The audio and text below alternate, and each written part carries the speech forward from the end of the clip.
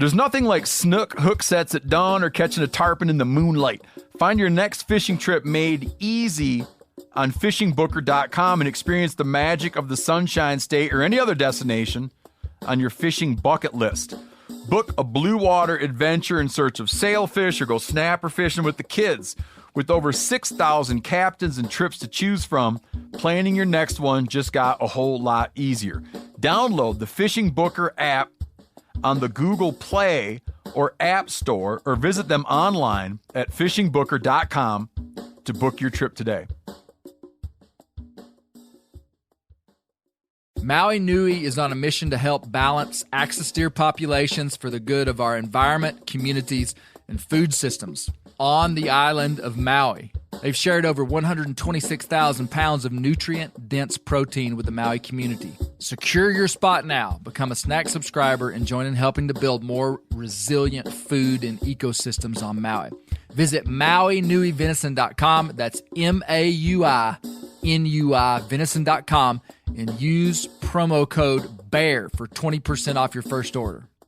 I'm sure a lot of you guys remember the old ceremonial hunting tradition of eating the heart out of the first animal you kill. Meat from those organs are among the most nutrient-rich foods on the planet. You can get those same benefits your ancestors craved via convenient daily capsules from Heart and Soil. Find out more at heartandsoil.co. And remember, use code MeatEater for 10% off your purchase.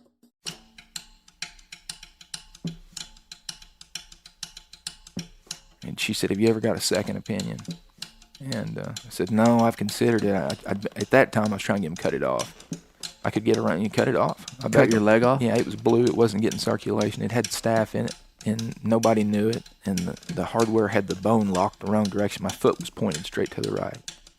In part one of the Donnie Baker story, we heard the first-hand account of the poaching of a 204-inch drop-tine Missouri whitetail on the Fort Leonard Wood military base in central Missouri.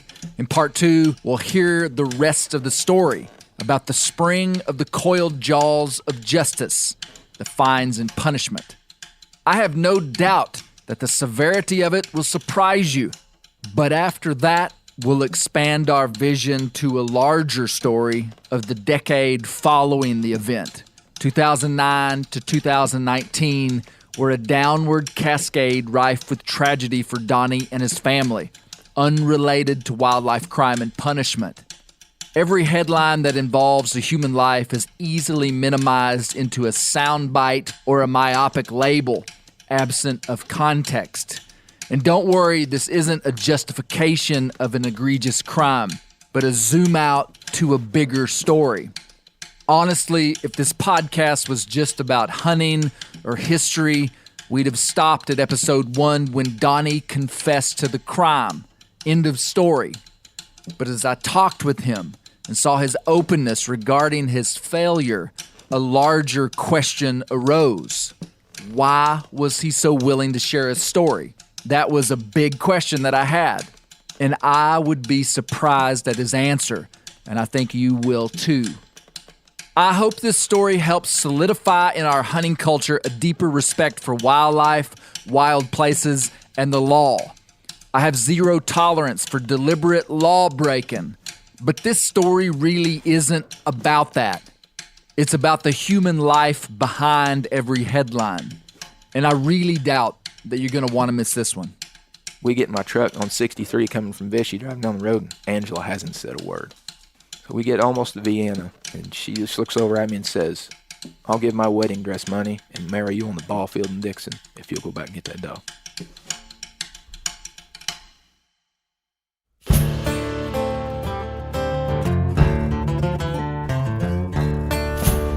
My name is Clay Newcomb, and this is the Bear Grease Podcast, where we'll explore things forgotten but relevant, search for insight in unlikely places, and where we'll tell the story of Americans who live their lives close to the land. Presented by FHF Gear, American-made, purpose-built hunting and fishing gear that's designed to be as rugged as the places we explore.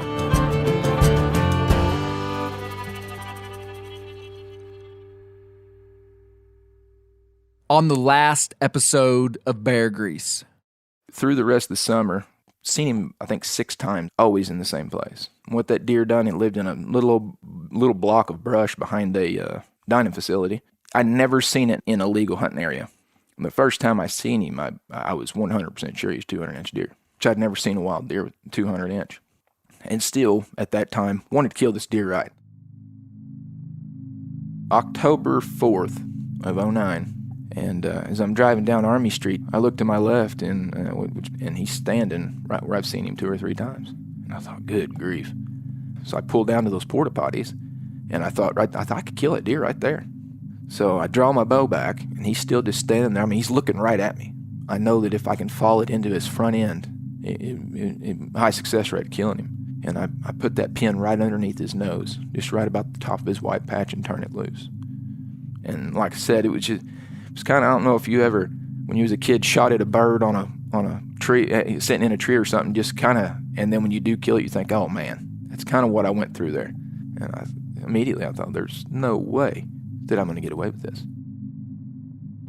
Good evening. The crime was shocking, the verdict dramatic. The trial of O.J. Simpson is over. He is not guilty. Correspondent Bill Whitaker begins our coverage of the day's events. Mr. Simpson, would you please stand and face the jury? In the matter of the people of the state of California versus Orenthal James Simpson, case number BA097211. We, the jury, in the above entitled action, find the defendant Orenthal James Simpson not guilty of the crime of murder in violation of Penal Code Section 187A, a felony upon Nicole Brown Simpson.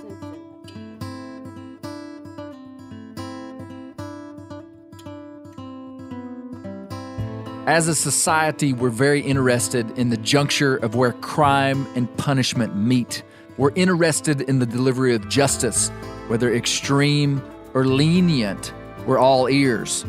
The O.J. Simpson verdict in 1995 was one of the most watched television clips in American history. And at the end of episode 1 of the Donnie Baker story, Donnie was in a room on Fort Leonard Wood, surrounded by multiple game wardens, a polygraph man, and an expert on determining the time of death, who was brought in to analyze a photo of the dead buck that was posted online. In a way, this was the jury who met to deliver Donnie his sentence if he was willing to settle outside of court. We ended episode 1 with Donnie confessing to killing the buck in a cantonment area, not open to hunting, then sneaking the buck off the base in Marys County and falsifying that he'd killed the buck in Pulaski County. We're going to go slightly backward to just before the confession. Let's jump right in with Donnie, and very quickly, we'll hear what the punishment was. Brace yourself. Right out of the gate, Aaron said, I don't believe you killed that deer anywhere but right here. Just straightforward, which I respect him to be that kind of person. And Casey just kept trying. Donnie, you're caught. We got pictures of it on Fort Leonard Wood. They knew exactly how many miles it was from where that deer picture was to where I had claimed to have killed that deer. I mean, they had enough evidence. There's no way the deer could have traveled that far. No, it had to swim the Gasconade River and miles to a different county. And I thought, I have to stick. If somebody had been with me or seen me, if a car would have pulled in there and seen me loading or something, I knew I'd have been. But I don't think anybody seen anything other than the blood on that tailgate. And it hadn't come up, so I knew that was, or figured that was them. So they write the ticket out. They told me they was going to confiscate the deer, and I would have to plead it in court. Well, going through the gates of Fort Leonard with federal installation, when you're in question, you're more guilty than until you're proven innocent. It's a privilege to work and hunt out there. It's not, they don't owe you. So they said, here's the deal. We know you killed that deer here, and we can tell you're going to fight. What our ticket will be is $114 falsifying telecheck ticket. That means that you didn't do anything wrong other than checking it into the wrong county, which means that we'll confiscate that deer. But Donnie, you can go to work tomorrow. You can go hunting out here tomorrow. But we know that deer's illegal, and this is the ticket that we're going to give you, and that'll be the end of it. We don't want to fight this forever. I said, so if I plead guilty to this, it's $114. You're taking the deer. And they said, yeah. And I said, I can hunt and fish Fort Leonard Wood tomorrow. Yes. And I said, I did. And I told them the whole story. The antlers I'd put in my uncle's house I'd had some people tell me that they'll steal them and everything if people find out where they're at. So knowing that I was going to be out of town, it's late at night. It's 10:30 before I finally got out there.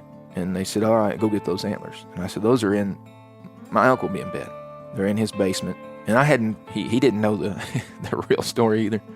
I said, I'm not going to do anything. They said, listen, if you break those antlers or do something with them, we're going to charge you again for whatever. And Casey said, what time do you want to meet? And we set up a date in the early afternoon. He said, that's fine. And he told the other agents, he said, if he says he's going to do that, don't worry about it. And Casey showed up, and then he took the antlers, and I felt like it was a relief other than having to tell all the people in the area that I'd lied to them. Of course, news had already traveled on that day almost as fast as the deer. And of course, the stories were just out of control. They told that I'd spotlighted off the roof of the hospital with a rifle, and it was insane, the stuff that was told. But behind the scenes, somebody took a picture of that deer and put it on the internet, and it was called Mary's County Monster, because that's the county that I checked it in. It was actually killed in Pulaski County, Fort Leonard Wood. And that page had gained a lot of traction, especially since one of the agents put that they'd recovered the deer or what have you. They didn't bash me on there, but everybody else in the world did. There was stuff on there saying that I was a prior convicted felon. People claiming to see me have done stuff that I never done, which was a lot of noise around the agents in Fort Leonard Wood. So a week or so went by. I went in one morning when I opened up my email. The lead officer at Fort Leonard Wood, Bill Force, had emailed me the night before and said, hey, when you get in, email me or call me at this number. Remember, Donnie worked on Fort Leonard Wood as the archery pro at the fort-owned bow shop, so he had to go onto the base every day. So I called him, and so he come out there, and I don't want to misspeak of where the paperwork come from, but I'd paid the $114 fine, which is the finalization, I guess, of admitting to guilt. And as soon as I done that, the MPs had barred me from Fort Leonard Wood for life, and my hunting privileges were revoked. And I said, well, Bill, you said that and he said, well, this hasn't anything to do with the conservation. This is the MPs. So I had through Christmas, my job through Christmas, and it's right at November now. And truthfully, me being a civilian, they didn't want to see me. They didn't care about a deer. If I done something bad enough to get in that much trouble over a deer, good luck, pretty well. I talked to multiple people, tried to talk to state representatives, and I wasn't trying to get my hunting privileges back at all. I just wanted to keep the job. It's a phenomenal job. I didn't realize that until I realized it was going to be taken away. So I was contacted by somebody in the military and said, you can't lose your job over this because you weren't at work and it didn't put another person's life in danger. So I tried to go that direction, and they said, well, no, you don't have to lose your job. But when the MPs bar you from Fort Leonard Wood and you can't come to work, then you do. It's pretty easy to see what happened here as multiple agencies overlapped in jurisdiction. A person could be torn because it sounds like he was misled to get the confession, but you can't justify feeling bad for someone being misled when they themselves were the ones who started the lying. He fought the law, and the law won. But it's just interesting to see how it all went down. But what we haven't talked about yet is the giant white mastodon in the room. Mastodons are even more glaring than elephants, and that's the $114 fine. I'm hearing this story for the first time as I'm sitting across from Donnie in his home. I figured he was going to tell me they fined him $20,000, took away his truck, and put him in jail for 30 days. I had to ask Donnie what he thought about the fine. The punishment that you got, it being a $114 ticket, Yep. That's what the world would see. They wouldn't see that you lost your job and it affected your life and all this stuff down the road. They would see you killed this 200-inch deer and got a $114 ticket and would say that was like massively unjust. I would agree. Why did you get off so easy in terms of actual fines and jail and all that? Well, I think I got off that easy. I'm sure that if I'd shot it with a gun in bow season or spotlighted and shot it or anything like that, it would have been completely different. But So you think the fact that you killed it with a bow during an open season in the state, like there was some factors that made it. I think that made a huge difference. If you heard of a guy killing a 200-inch deer like that, would you want them to get a bit bigger punishment? Other than a $114 ticket, if it was somewhere I was hunting, I'd be frustrated as heck. Yeah. Yeah. No doubt. I mean, you couldn't say Yeah, if I was hunting a world-class deer and somebody shot it illegally, I would be fit to be tied. And then if they got a $114 ticket and that was it, I really would be mad. This took place 14 years ago, and I'm convinced in modern times the punishment would have been much more severe. In most states today, there is a poacher's trophy fee where larger animals bring higher fines, often charged by the inch of antler. I had someone in law enforcement contact me, completely unconnected from Donnie's case, just a listener, speculating that they really didn't have that much hard evidence against Donnie and wanted to make it easy for him to confess because they might have a difficult time convicting him in court. Hard evidence could be video of a bloody tailgate as Donnie left the base that night, or an eyewitness who saw him load the deer in his truck. To my knowledge, the only evidence they had was the picture of the buck on Fort Leonard Wood, but I'm completely speculating. I don't know what evidence they had.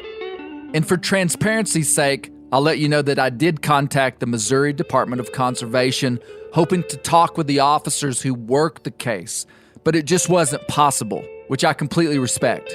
I was graciously contacted by a high-level official in the department who answered multiple questions for me, and I was very grateful for that. I've always been impressed by the Missouri Department of Conservation. The trend of the hunting world is moving away from culturally glamorizing wildlife violators. I'm not talking about hunting media glamorizing them. That would be rare. I'm talking about behind closed doors, around campfires, and in family circles. I am exposed to a lot of the hunting community in a ton of different places, and I'm amazed in 2024 what my ears hear and how lax people can be towards adherence to the law and how they handle it even in conversations. And those are the things that build culture. And I hope that in no way the work that I'm doing here could be portrayed as such. And I think it would be a stretch to say it was. I'm telling this story because we can learn a lot from it. I'm interested in human stories that overlap wild places. Some are positive, some are negative. I'm interested too in the hunting community banding together to preserve wildlife, wild places, and our right to hunt. And this demands strict adherence to the law. I'm also for stricter punishment for wildlife violators, especially repeat offenders. But let's get back into our story. Here's more from Donnie on the aftermath of the confession. And remember, we're getting to the question of why was Donnie willing to talk to me? And for people, everything you could imagine. I had people coming into work at that time telling me how no good I was. And they hoped that I'd never get back and forth. And then other guys come in saying, man, anybody shot that deer. So it was all over the place. But I'm still watching this page. And that wasn't a good thing for me to do. It started getting me depressed already, and I hadn't even lost my job quite yet, but there was a lot of hate out there. I mean, people can really, really say some mean stuff. I'm sure you being what you are, it's amazing what people will say. Mm-hmm. What did you learn from this? Well, it's I'll always say, and I said before, and I'll say after, I really believe that hunters are the most greedy group of people there is. If it's a gobbling turkey, or a good buck, or just even a good loaded white oak acorn tree, I learned not to claim. Those deer, those aren't ours. And just to do it, what I learned was, and what if I didn't kill that deer like that? What if November 1st that buck run a doe by me and I killed it right, or anybody else? What if a 13-year-old kid killed that deer with a bow? That'd been pretty amazing. Or if nobody killed it, what if that buck bred 15 doe in his life? Good high quality doe, what would be there now? And it was a black eye that I still carry today. I mean, you can talk to 3 people on Fort Leonard Wood right now and somebody tell you some type of story about that deer. The issue is, the main issue, is I knew better. But not only did I know better, I explained to people that come on Fort Leonard Wood where you can and can't hunt. I knew, and almost still do today, some of that stuff's changed, but I knew to the foot of where you were allowed to hunt. There was no excuse about any of that. I mean, I knew for a fact that deer not only couldn't be killed there, he was going to have to be a quarter of a mile from there before you could hunt him right. Something about just actually knowing he was a 200-inch deer and just thinking for some reason that was going to be my rite of passage to be the guy known as a good hunter. So, I mean, I guess that would just be ego. Is that right? Yeah, it'd have to, I mean, that'd be the only thing it could be. Yeah, had to be me thinking about me. And not that I was not wanting anybody. Well, I guess I was. I was worried that somebody else was going to kill that deer. Yeah. You know, and that was a rough way to learn something like that. But I'm one of the least jealous people about deer that I know. You know, I'm today. proud. Yes, today. At that time, I didn't realize how jealous I was about that until it hit me in the face, you know. Let's just take a minute and let all that settle in. Donnie paid the fine, lost his job, and his reputation was tarnished by the crime. Donnie saying that hunters are the most jealous people on planet Earth hurts me down deep in the gizzard. I view the hunting community through rose-colored glasses sometimes. Not all are jealous, but people can be. It's our job in modern times to change that in our culture. In the last episode, we explored what, as a society, that we expect or demand of people who mess up. And in short, we learned that a sincere apology, rife with remorse and compelling evidence that the person wouldn't do it again, goes a long way. Justifying actions, blame shifting, or lack of humility are sniffed out quickly, like an unseen but potent pheromone. I have another question for Donnie. So in the hunt, you're familiar enough with the hunting community. We've all heard. You've heard stories of guys killing an animal illegally. Yeah. What's the first thing you think when you hear about a guy killing a deer? And I mean, this goes without saying. I mean, what you did was more than just like, it wasn't like you messed up and did something on accident. Like, this was an egregious thing you made a choice to do. It was blatant. I mean, there was no question. So when you hear a story of such and such a guy killing a deer illegally, what do you think? I probably look at it a little different than a lot of people. I'm the last one to bash them, I would think. There's always two sides to something. And like the buck that I killed, if I wanted to poach it, I could have killed it many times before that. I'd have been way better off to have went full out illegal and staged a place, prepared myself to kill it illegal instead of it just happening. But I still despise somebody killing 15 turkeys in a season. I'm not gonna lie. That makes me mad. Or everybody in their household getting a buck tag and them one guy feeling his whole family's deer tags. I'm still hardcore against that and always have been. And I'll be vocal about being against killing a bunch of deer, and I got kids that like to hunt, and nieces and nephews, and I'm against that 100%. But sometimes when you see where somebody's got a deer removed and they find out that they shot it in national forest with a rifle out the window, most people would say, well, that no good, whatever. The first thing I think of was he planning? Did he go out there with intent on driving around killing that deer, or did it walk across the road and he'd hunted 6 days and hadn't seen anything and jumped and shot it? Do you think that makes a difference? From what I went, you mean it being illegal? Well, I think because I see exactly what you're saying, is that intent is important, or it's not important. Like, if you break the law, you break the law, but intent shows motivation. And what I'm hearing you say is that you didn't really have an intent to kill this deer, just a opportunity happened and somehow you crossed that line real quick. Yeah. Knowingly, though. Yeah. Knowingly. I always look at it thinking, did he or she go out there with 100% intent of spotlighting that deer? I feel like that's worse. As far as the law is concerned, it isn't. Illegal is illegal. Sometimes we can get excited. Man, it's something we all love. That's why you're here. We're passionate about hunting in the outdoors. And sometimes our passion makes us do some stupid stuff. Donnie isn't using legal terminology, but he's right. Intent does matter in the law and sentencing. In the research data, intent is correlated with recidivism, meaning a person who commits a premeditated crime is more likely to do it again, as compared to someone who acted on impulse. Now, that doesn't give someone a license or justification to be weak and vulnerable to temptation. You may be able to cheat the law, but you can't cheat the system. Things earned the right way beget the intangible things that comprise our character. I think there's incredible honor in doing the right thing when nobody's watching. Incredible honor. Ready to win Mother's Day and cement your reputation as the best gift giver in the family? Give the moms in your life an Aura digital picture frame preloaded with decades of family photos. She'll love looking back on these memories and seeing what you're up to today. Even better, with unlimited storage and an easy-to-use app, you can keep updating mom's frame with new photos, so it's the gift that keeps on giving. And this is not a joke. Juju Newcomb has an Aura frame, and we share photos, and they're incredible. Also, my mother-in-law has one. We have them. They truly are really good, really high quality.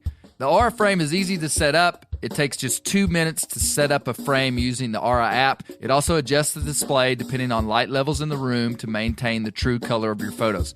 For real, the digital screen is amazing. Right now, Aura has a great deal for Mother's Day.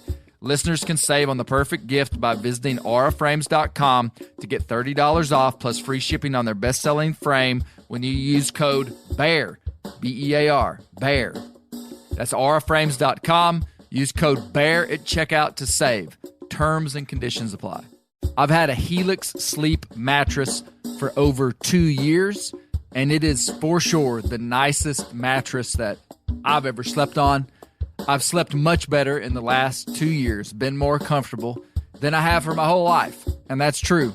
The Helix lineup offers 20 unique mattresses, including the award-winning Luxe Collection, the newly released Helix Elite Collection, a mattress designed for big and tall sleepers, and even a mattress made just for kids. Take the Helix Sleep Quiz and find your perfect mattress in under 2 minutes, and your personalized mattress is shipped straight to your door free of charge.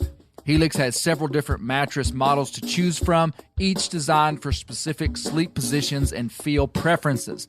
Helix is offering 20% off all mattress orders and 2 free pillows for our listeners. Go to helixsleep.com/clay and use the code HelixPartner20. This is their best offer yet and won't last long. With Helix, better sleep starts now. The old-timers say that the turkeys start gobbling when the leaves are as big as squirrels' ears and the red buds start popping. And we're about there. And we are there in the South. The onX Hunt app is one of my most valuable tools in the spring woods. With tools like coniferous versus deciduous tree distribution layer, you can save time by locating edges or transition areas of mixing habitats from home. Find an area like this with water in close proximity, and more than likely, there will be a gobbling turkey nearby. Knowing the exact boundaries of private ground ensures I stay on the right side of the fence, but can easily find public ground to go see if I can't strike a gobbler. If you do get one to sound off, using compass mode and waypoints will help you pinpoint his exact location, allowing you to move in and make the perfect setup to bring him right into your lap. Download the onX Hunt app today. You'll be glad you did. onX has a special offer for you. Use code BEARGREASE to receive 20% off your membership at onxmaps.com/hunt this spring. Now we're going to transition out of crime and punishment, and I'm going to ask the question I've been wanting answered this whole time. Why are you so open to telling this story to the world? Well, a few things. I skipped a lot. That was pretty financially hard on my family. I had a lot of family step in. And then I've been through way worse than that deer. I thought that was as bad as it could get. That deer, having this world-class deer taken away, just thought that I was as down as a person can get. Right. I lost that job. I was known as an outlaw. Still am a little bit today. I was surprised by his answer of why he was willing to talk. He'd been through way worse, he said, but I didn't really understand what he meant by that. Life is calibrated by perspective, and perspective comes from our past. What we've lived through helps us respond to difficulty. The rest of his story isn't connected to him killing the deer, at least in any rational or natural pathway. But in Donnie's first correspondence with me, he told me his life began to unravel after he killed the buck. But strangely, it seemed that he viewed the unraveling as connected. In a person's life, it's hard to separate out isolated incidents. Events and time congeal into a glob, forming a singular journey, a coherent, unparsable, connected scene with incidents linked by cause and effect. If you do this, then this will happen. We feel safe by having a philosophy that garners guaranteed and predictable flow of events if certain rules are followed. However, the older I've gotten, I've learned that this isn't always true. Life often throws wild cards that are not earned by merit.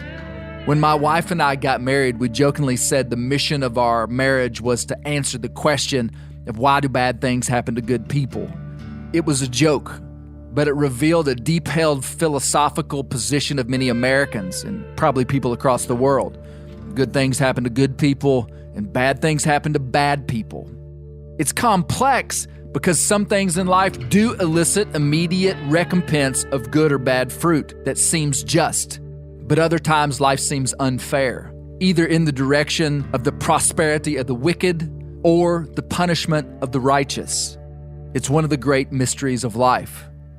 These things are on my mind as I hear the rest of Donnie's story.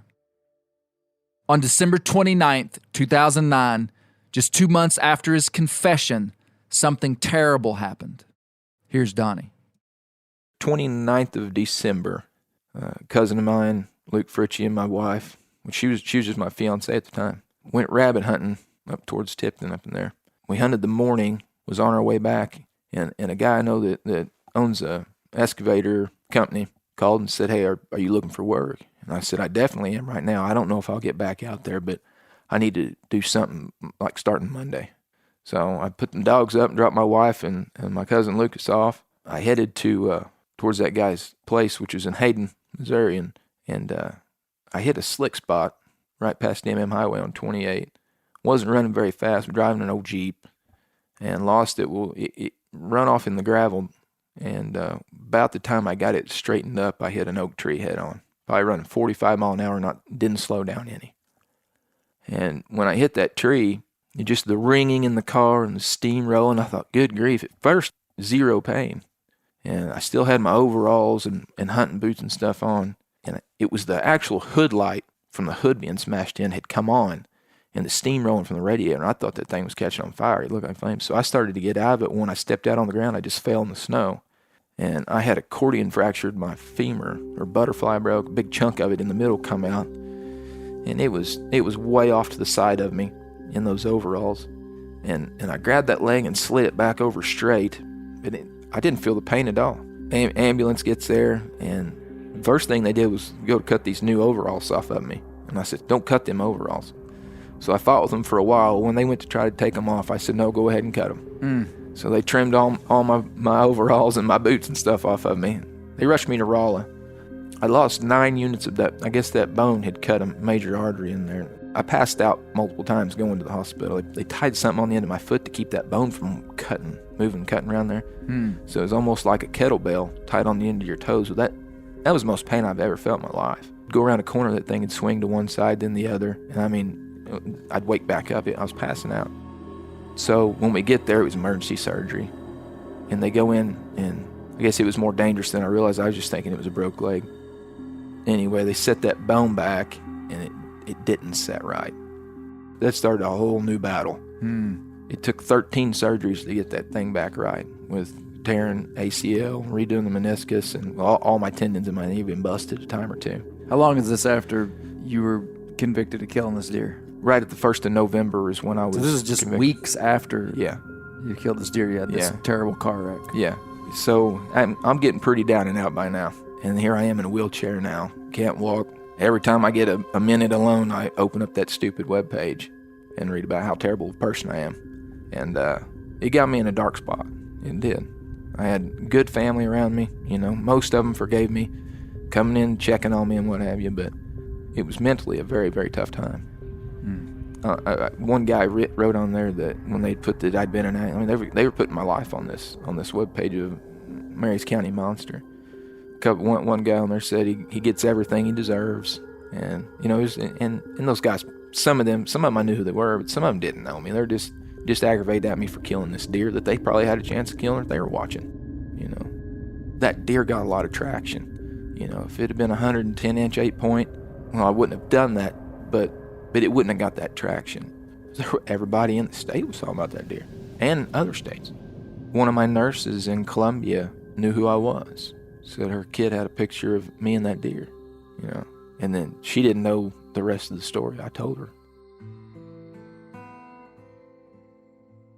I had family we had only wood heat in that house. And I had multiple family members bringing loads of wood. You know, I couldn't cut or anything. And my dad was trying to work in his old shop. It was the coldest winter we'd had in a long time.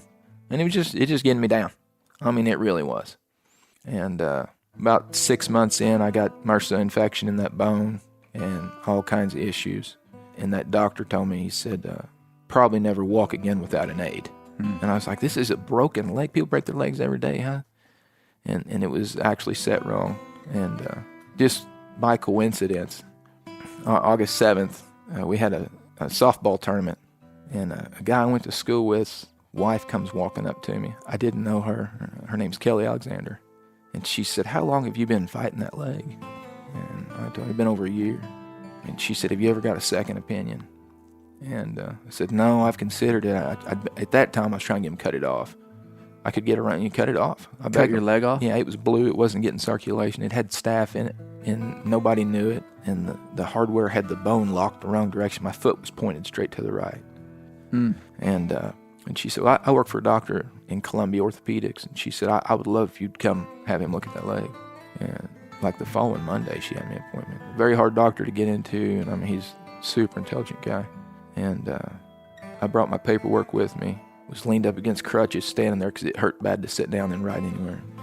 And I'll never forget, they done a few x-rays and went out, and he come back in. He said, sit down. I said, oh, I feel better. He said, no, I need you to sit down. That bone's not even touching. And he said, we're going to have surgery this afternoon. And he started redoing the leg. I mean, I play a little ball now. I can hunt as hard as I want to. And He fixed you. He did. Yeah, just blessing of, you know, this girl I didn't even really know, Kelly Alexander, just said, I know where a good doctor is, you know. And I'm not blaming the first doctor. I think I was bleeding out when they put it together. I'm sure it was a chaotic spot. Yeah. It's just how it goes. But then when I got back on my feet, that started the having to go start apologizing to people. And that was almost as hard as lying to them, knowing that you'd done wrong and having to face them, you know. It's hard to imagine in middle America in modern times that fixing a broken leg could go so wrong. Did you hear him say that he was trying to get them to cut his leg off? A dark cloud seemed to descend over Donnie's life. He became depressed. Times were hard. It's wild that the boldness and concern of a stranger at a ball game would change Donnie's life, as this lady helped him get an appointment with the doctor that fixed him the very afternoon of the appointment. But this was just the beginning. This next section will introduce us to a name we've heard a few times, Angela, who was at the time Donnie's fiance. This next story does a great job of painting a picture of their relationship. But don't forget that dark cloud. While I was crippled up, we've raised field trial beagles for a long time, UKC beagles. And we've had a couple good ones. My wife and I were planning on getting married in August. And she'd saved up money for a dress. And I mean, like, we were rubbing pennies, raising two boys. It was tough. And she'd saved money for a year for a dress. And we had pretty well everything picked out. Of course, I wasn't helping at all. I'm sitting in a chair with my leg all wrapped up. I'm 130 pounds. I was 210 pound, pretty big guy when I had this accident. She had to carry me to the bathtub and back out. I mean, it was just like taking care of a feeble old man. And Angela and my dad were still running kind of in the points series of these UKC hunts we were going. And I would show a dog once in a while, but me and the boys would stay in the clubhouse and hang out. We were at a hunt down south, and Angela come walking in. She said, did you see this dog tied up out here? And I said, no. And she said, come look at this dog. So I get up and cripple out there, and it was the prettiest beagle I've ever seen. Big old, bold, muscled up. I mean, had more muscle than any beagle I've ever seen in my life. And she said, I want that dog. I said, well, we can't afford that dog. There's no telling it. So when he gets in, she makes him go out there and show her the dog, and they talk about it. My wife was crazy over beagles. Some people, I've heard more than one person say, when I die, I want to come back as one of Angela Baker's beagles. I mean, they got dessert and everything. So she told him we were interested in getting that dog. And I had an idea what that dog would cost, and we couldn't afford it, no way. A month or so goes by, and he calls me at my house. He goes, hey, I'm thinking about selling that dog. So we went over there Sunday evening. He had a little side by side. He got me in. We went out. I brought a couple of dogs with me, and he cut them out. And there was nothing the dog done that was wrong. It had a huge mouth. It sounded like a person screaming "what" when he ran, which is kind of something you want to be able to strike your dog. If it's a good dog, you want it to be distinct from the other ones so other people can't strike their dog on yours. Mm-hmm. We ran for a couple hours, and we get back and load everything up, getting ready to leave, and he priced the dog, and I thought, good grief. So we get in my truck on 63 coming from Vichy, driving down the road, and Angela hasn't said a word. So we get almost to Vienna, and she just looks over at me and says, I'll give my wedding dress money and marry you on the ball field in Dixon if you'll go back and get that dog. I about turned that truck over, turned around on 63, went back and bought the dog, and he was a huge blessing, just that himself. So she won nationals a couple times with him, multiple state hunts and shows. We just lost him last year. He was 15 years old. That dog brought us really close. Compared, when we were young, had a couple boys. Everything was fine. We loved to hunt and fish, but that dog gave us something to do big time together. So after him, we ended up purchasing another pup that turned out to be amazing. And at one time, we had the top 2 dogs in this area, points and hunt-wise. Field trial is what she loved. She loves competition. We played a lot of softball together. You could field trial with the boys, take them with you. Ohio, Indiana, all over. That was something that was such a blessing to us.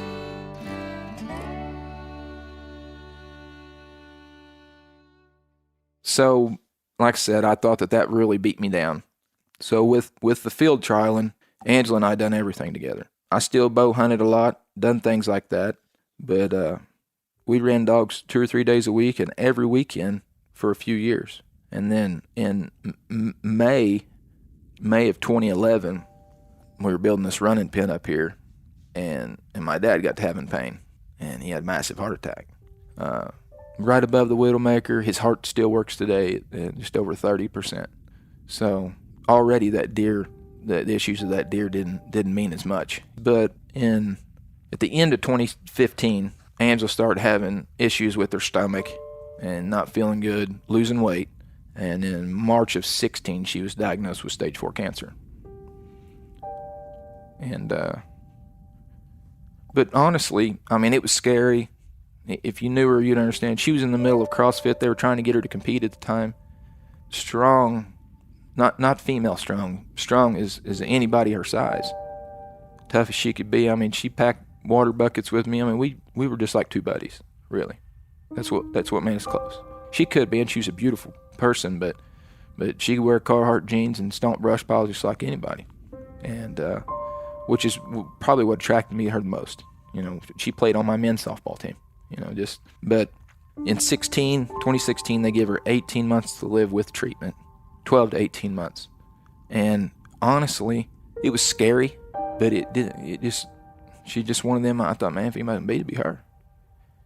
And she took 20 chemo treatments and 48 radiation treatments. Angela's stage 4 cancer came as a complete surprise. The dark cloud had materialized overhead again. Only in her late 20s, she was a beautiful lady, the picture of health and fitness. It's hard to imagine the shock of such a diagnosis. After she received the maximum amount of radiation and chemotherapy treatments, the doctors sent her home saying there was nothing more they could do and gave her 12 to 18 months to live. At this point, Donnie and Angela began to research non-traditional methods of cancer treatment. I struggled from an editorial perspective whether to include this, as it's just really personal. But in the end, it's Donnie and his family's story that's part of their journey through this dark decade from 2009 to 2019. And Donnie included this in his story. So I did in this one too. So she found a show called Cancer Can Be Killed, and it was about natural, and not, it was actually explaining not to blame the doctors. That's Western medicine, how they're taught. But United States goes round because of cancer, all the way to our newspapers and everything, all trickle down money from cancer treatment. And so we went to Florida. She went to Florida for 6 weeks. We didn't tell her doctor because he said, if you go, don't come back here, because by the time you get back, it'll be out of control. And he's a good dude. I'm not saying, but he really believed it would be. And we went she went to Florida for 6 weeks. My sister set up itinerary for every 5 days. She would have some family member fly down there to hang out with her for 3 or 4 days and come back. Flew the boys and myself down there. And I could tell when I got there, Clay, it was on week 4, I believe. We hadn't seen her for a month. Of course, the boys were excited to see their mom. She had just settled into this place like she'd lived there her whole life, knew all the side streets, and we went to the beach. But she was laughing, running, playing with the kids. I could tell something was different. And when she got back after 6 weeks of that, she was cancer-free. I mean, well, I take that we didn't tell him. They went in to do her bi-monthly CAT scan, and the last time she had hot spots all in her bone and everything, and it spread. And of course, she'd lived a long time after they said that she would.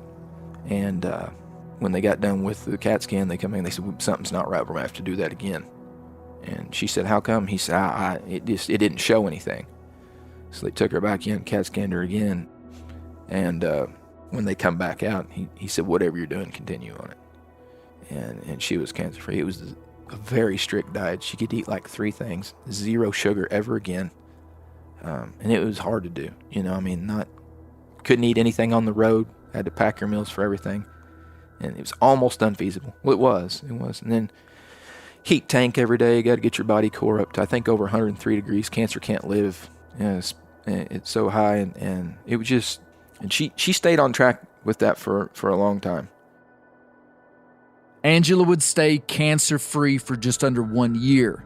And during that time, she had no chemo or radiation and was already alive past the original projected time the doctors told her she'd live. But the remission didn't last. And then August of 19, it come back. And that time it come back with a vengeance. And I could tell when it come back it was a different thing. And it was labeled stage 4 both times, but when it come back, you could see it zap the power out of her, and she fought it a long time. But we had these 2 boys, and my dad, my sister, mom, everybody done what they could. But our little town, like a lot of little towns, has drug problems, and it has issues like all towns do, I'm sure. But Clay, this community was unbelievable, how they come together for us. When it come back second time, I was still trying to work. The boys were multiple sports. My sister stayed with us quite a bit through the night so I could try to sleep at night. I don't know where she was sleeping at ever, but day after day for months, longer than that, for over a year, we had dinner delivered here from just somebody else. I mean, just our community and my family's amazing. And going through that and watching how it affected myself, my dad and sister, and my boys especially, that deer kind of started taking a back burner on me, feeling pity for myself. It just, when I thought I was down and out and everything was gloomy, it was over a deer. But watching her fight for her life like that made me realize it was just a deer. But that's why I'm open about it, Clay. To say, in that second round of cancer, I was playing a lot of ball and stuff when I killed that deer, and I wasn't a drug-riddled alcoholic or anything. But I was raised in church, and I knew when I was doing right and when I was doing wrong. And playing a lot of ball, drinking a lot of beer, being rowdy with kids at home, and doing things that I shouldn't. My wife's faith never wavered 1 ounce. And as the man of the house, I should be the leader, and I wasn't. My wife was. And as she faded, I started realizing that's what I'm going to have to be. But she passed the 25th of May of 2020 after a terrible fight, and the last thing she said to me was, "I'm ready to go home." Yeah, it was tough, but the time I had with her, I really cherished.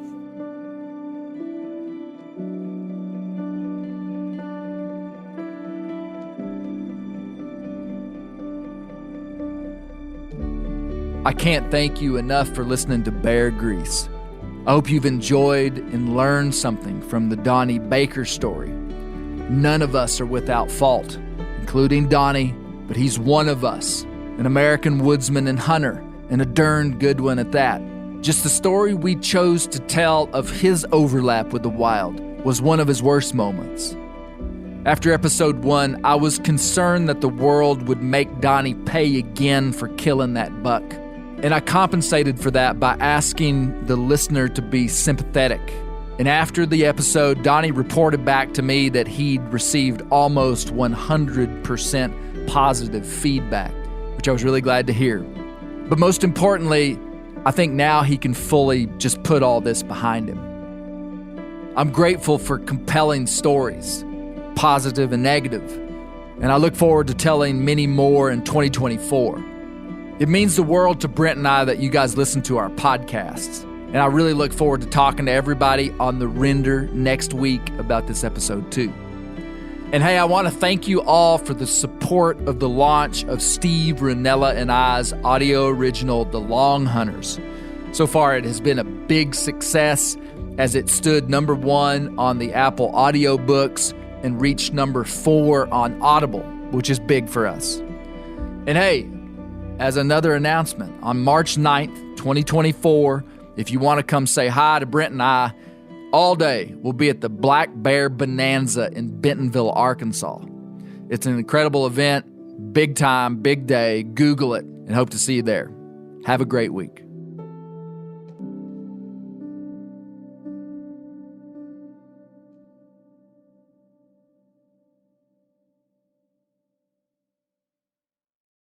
I'm sure a lot of you guys remember the old ceremonial hunting tradition of eating the heart out of the first animal you kill.